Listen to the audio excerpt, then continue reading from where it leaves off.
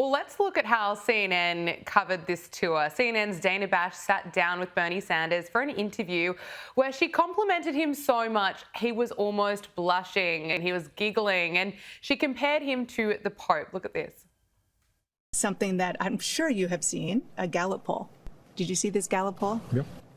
And what the Gallup poll found was that you are one of the most widely admired Americans, and I believe you're only second to the Pope. You want me to declare my candidacy for Pope? Is that what you're asking? I don't think that you're eligible for a lot of reasons. Then I won't do that. I watched you tonight. I've watched you for a very, very long time. You're obviously still full of vigor and intensity for the things that you're passionate about and have been for decades. Is there another presidential run in you? Oh, God. Let's not worry about that. I am going to be 84 years of age next month, as a matter of fact. Oh, it's just embarrassing. Elizabeth, what did you make of this? I mean, it's classic Democrat behavior, right? When has Donald Trump ever sat and been fawned over like this? Not to mention, I've seen a lot of polling showing Donald Trump being extremely popular. Nobody ever talks about it like this. In fact, they actually laugh at it and try to mock his supporters, which is the reason they continue to lose. But again, Bernie Sanders ran for president and it didn't work. So he's obviously not that popular with the people of this country. And that's, I think, what should matter to him. JD Vance has declared that a lot of people are about to get indicted over Russiagate. He believes that the recent disclosures from the Director of National Intelligence, Tulsi Gabbard, is evidence of a gross violation of the law. This, of course, comes after Tulsi Gabbard alleged that documents show the Obama administration promoted a contrived narrative that Russia interfered in the 2016 election. Here's JD Vance. You don't just indict people to indict people. You indict people because they broke the law. But if you look at what Tulsi and Kash Patel have revealed in the last couple of weeks, I don't know how anybody can look at that and say that there wasn't aggressive violations of the law. The Vice President was pretty clear there. What can we expect?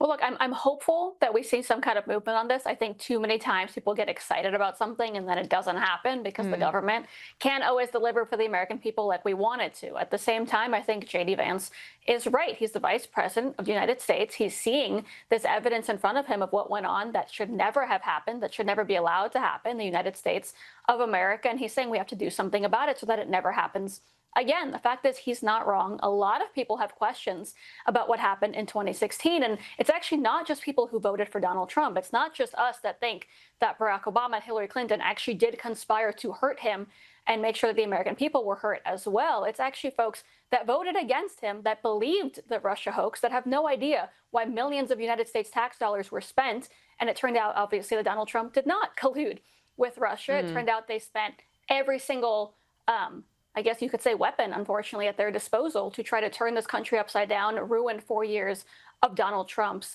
term, and obviously use only the American tax dollar and the energy of the American people to do so. It's actually shameful whether you're talking about those who are Republican or Democrat, because what they did impacted every single person in this country in a negative way. So I'm hoping we see something come out of this investigation because we deserve answers and people deserve to know what was done by their own elected officials against this country. Absolutely. Finally, JD Vance also appears to have extended an olive branch to Elon Musk. After revealing that he didn't think that the Tesla CEO would take his call, JD Vance said that he does want Elon to come back to the MAGA movement by the midterms.